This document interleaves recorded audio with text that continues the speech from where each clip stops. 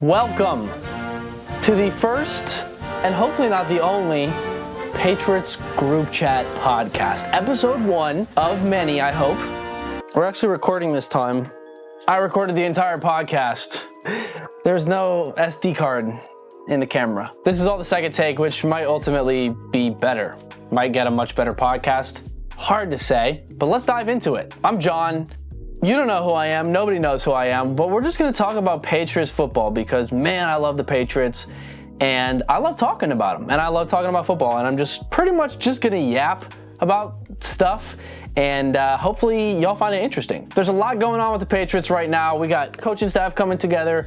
We got the draft coming up. There's a decent amount of unknowns. There's also some familiarity. We got a head coach, Mike Vrabel. We know a lot about him. We got an offensive coordinator, Josh McDaniels. We know a good bit about him. But we've got a new and pretty important guy that we don't know a whole lot about, and that's our defensive coordinator, Terrell Williams. Now, Vrabel knows a lot about him. They were together for 5 years on the Titans, and we're going to dig into the numbers a little bit and just kind of get to know his style. We're going to talk about some of his strengths, some of his weaknesses, and I'm just going to give a little bit of analysis on that stuff and then share some thoughts on what I think they're going to do in terms of scheme this year and going forward. So before we dive into all the numbers, a couple of just explanations of my process. First, it's important to note that 6 of his 11 years were coaching in a 4-3 scheme. The other 5 were in a 3-4 scheme. Generally speaking, a 4-3 defense is going to create more numbers for the defensive line. But interestingly, his best years in terms of defensive line production were in a 3-4 defense, which I think 1 shows that he improved because those were his later years on the Titans, and 2 shows that his defensive line's production was not dependent so much on scheme. So the way I've gotten these stats are, first of all, I went on Pro Football Focus and I looked at the defensive grade and ranking of the defenses that he's coached for the past 11 years. I took the overall grade, I took the pass rush grade, and I took the defense or the run defense grade. But obviously, he's only been the coach for the defensive line, so I had to dig in deeper for those 11 years and pull the actual numbers for defensive linemen specifically. I used 4 metrics for the pass rush and also for the run stop. So the metrics for the pass rush are pressures, sacks, hits, and hurries. Nothing crazy, pretty standard. For the run stop, I used tackles, missed tackles, stops or tackles for loss or no gain, and forced fumbles. Okay, so a little bit of context to help these numbers make more sense. On average, NFL defensive linemen are responsible for 70 to 80% of pressures and 65 to 75% of sacks. So first of all, let's compare his averages to the league average. For pressures, his average over those 11 years was 80% of the team's pressures coming from the defensive line and 79.4 of sacks. So the pressures are around average, but on the high end of the average, and the sacks are a decent bit above average. In terms of tackles, the average defensive line, I believe, is responsible for 35 to 45% of tackles. It's about 50 to 60% of tackles for loss or stops. His run defenses were responsible for 45% of tackles and 47% of stops. So the run defense, a little bit more average. Okay, those are the averages. To give a couple of specific years in terms of those numbers to show you where we're falling, because that's obviously a wide range to use an average of.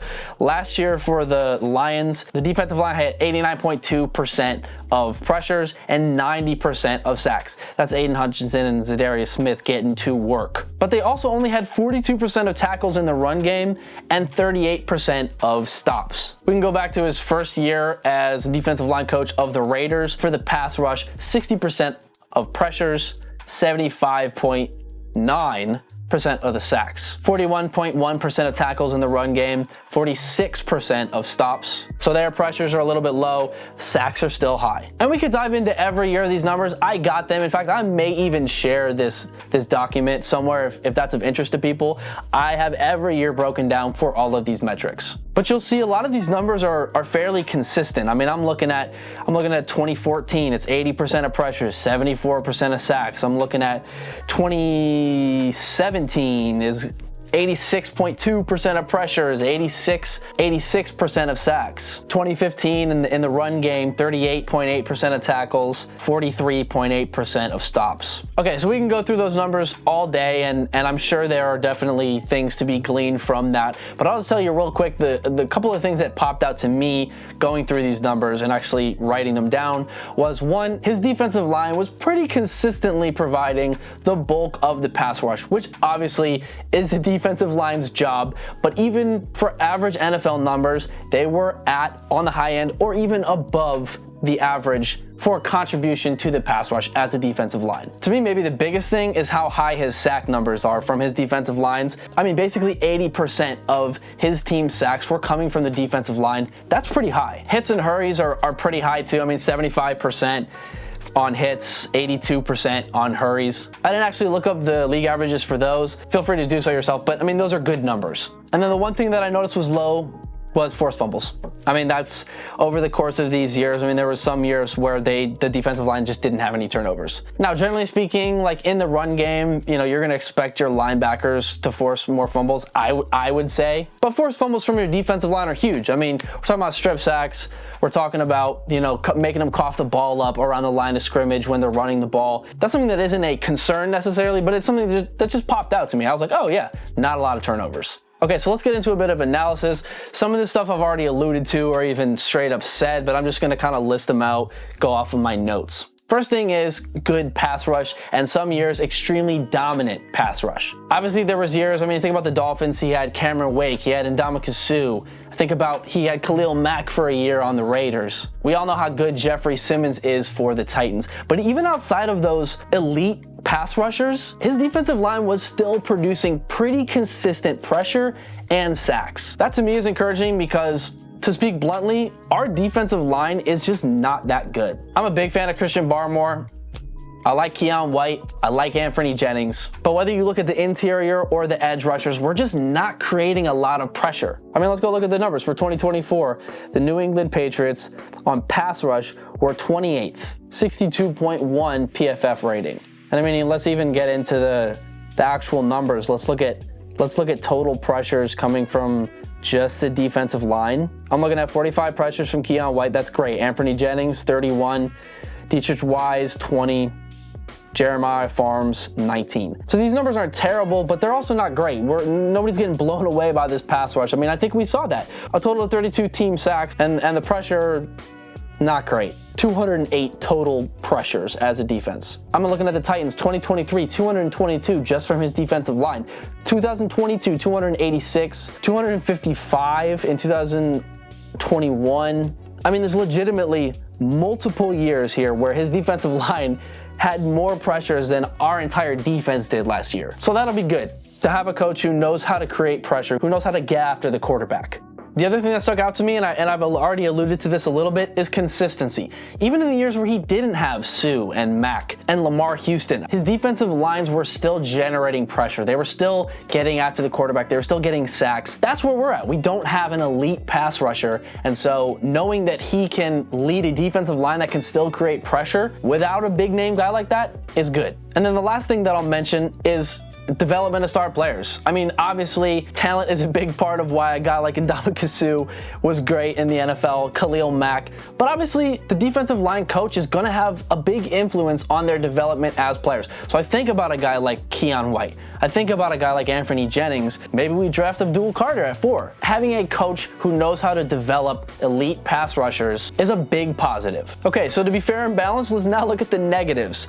Biggest thing that popped out to me is lack of run defense. Again, it wasn't overwhelmingly bad, but it was noticeably underwhelming. They were getting an average or below average percentage of stops, of tackles. They were contributing to the run defense, but they weren't a big part of it. And then the other big thing that jumped out to me is low turnovers.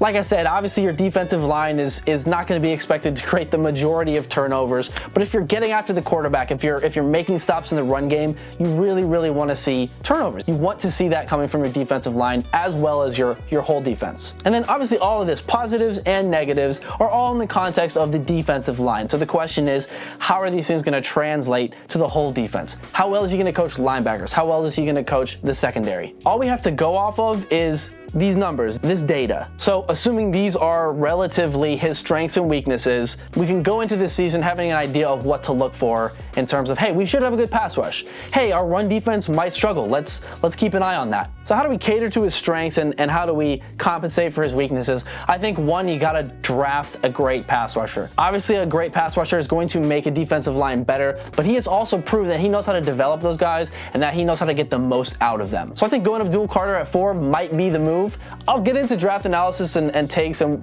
mock drafts in another episode. Right now we're gonna focus on this, but I just wanted to throw that out there. In terms of his weaknesses, I think we have to build up our linebacking core. Like, our linebacking core is not good, y'all. I love Juwan Bentley. I know he missed most of the season, but he's getting up there in age. Tavai is not an elite linebacker. We just don't have good linebackers that have the versatility to blitz and also can cover a running back. In one mock draft that I did, I took Jahad Campbell in the second round. I think he's one of the best linebackers in the draft, and what impresses me most about him is his range and his speed. I mean, the dude can beat a running back to the edge consistently. We desperately need a linebacker like that, especially given Terrell Williams' weakness when it comes to the run game. So finally, I just want to talk a little bit about scheme and what I think we're going to see over the next few years from our defense. 6 of his 11 years as a DL coach were working in a 4-3 scheme, but his most successful years were in Tennessee. They were with the Titans, and they were running a 3-4 scheme. Another thing I noticed is that basically every stop he made, there was a lot of hybrid packages. So I think that's something that we're definitely going to see. Now, obviously, as Patriots fans, we have high expectations for defense. Like, we watch Bill Belichick, dominate teams defensively for near 20 years. One of the things that made Bill so good was adaptability. I mean, they were literally switching between a 1-gap and 2-gap system every game. It was very fluid. It was very versatile. That's what we're used to. Obviously, the defense was a lot more traditional towards the beginning of the dynasties, but as we got towards the end, it was very fluid. That's something that made Bill great, but something that was important for that was also having players that could operate that. And that's something that I question about the current roster is, do we have the players that can operate that type of system? I think a lot of that is going to fall on Christian Barmore. In my mind, he would be the guy for the future, the nose tackle of the future, and a lot of that pressure in a 3-4 system is going to fall on the nose tackle. I think the draft will be a decent indicator of what they're planning to do. If they take a linebacker high, I would say then it's a lot more likely that we're going to run something like a 4-3 system. My big question and concern when it comes to the scheme for Williams is, I have a hard time believing that there's going to be a lot of complexity to the defense. It's his first year as a defensive coordinator. We frankly just don't have the personnel to have a super complex defense. So I think it's most likely we'll see a 4-3 defense with some hybrid packages. Not going to be a ton of crazy simulated blitzes or pressures. Not going to be a crazy amount of disguised coverages and stuff like that. I think it's going to be a little vanilla for the first year. And frankly, I'm not super excited about that, but I do think that we have the personnel to have a pretty good traditional defense, and then as we grow as a team and as the roster gets better, I think we'll see a little bit more versatility come into this defense. Okay, so that's the bulk of what I got. Like I said, I'd be happy to share this document with all these stats and some of my analysis. If you want that, comment below and drop your thoughts too. I mean, if there's anything that I said you disagree with, I'd love to talk about it. If there's any speculation you have for the defensive scheme or the draft or whatever, I'd love to get into it more. I'd even love to have some more topics for the future to talk about. As for going forward, probably the next thing I'll talk about is the draft, my thoughts on it. I'm going to drop some more mock drafts and we'll go from there. Anyway, if you stayed till the end, I appreciate it so much. Hopefully this was informative. Hopefully this was interesting. And hopefully you come back another time. So that's all for now. This is the Patriots Group Chat Podcast. Oh my goodness, I just spit. This has been the Patriots Group Chat Podcast. I hope to see you next time.